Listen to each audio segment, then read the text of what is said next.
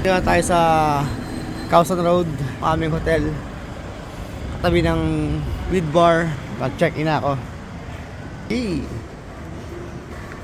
Ang their reception. Ang room natin is 3028.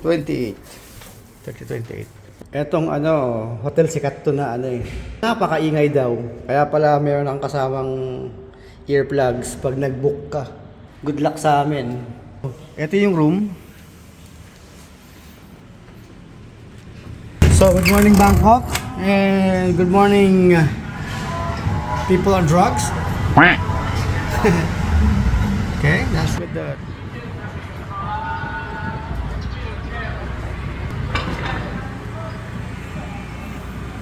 7 a.m. in the morning. Oh, lady boy. Sigurado mamayang gabi di kayo makakatulog. So since sarado pa yung laundry, ako lang na maglalaban ng brief at t-shirt. Siguro naman di na nagkamali dito, no? Akala ko madali lang talaga to. Nakakatuwa lang pag hindi mo siseryosohin. Pero sa totoo lang, ang hirap nang gawin. Pagod ka pa. Akala ko biro-biro lang, pero mahirap din pala. Pagliba, bibili akong breakfast. Tapos, matutulog muna. So ayan, lumabas muna ako ng hotel dito sa Causan Road. Looks peaceful at morning. Maghanap tayo ng money changer at 7-Eleven. Yun, 7-Eleven. So it. Porridge, tsaka ewan ko kung ano yun. Hindi ko maintindihan yung language. Sa 7-Eleven, hanap tayo ng money changer. So ito yung kilometer 0 ng Thailand yan. Na mismo yung Causan Road. Andun yung hotel namin. There. And itong lady boy. Ayun, kaso sarado pa. Close pa siya. So baka tanghali na sila magbukas. Actually 9 AM na eh. Hi Ronald.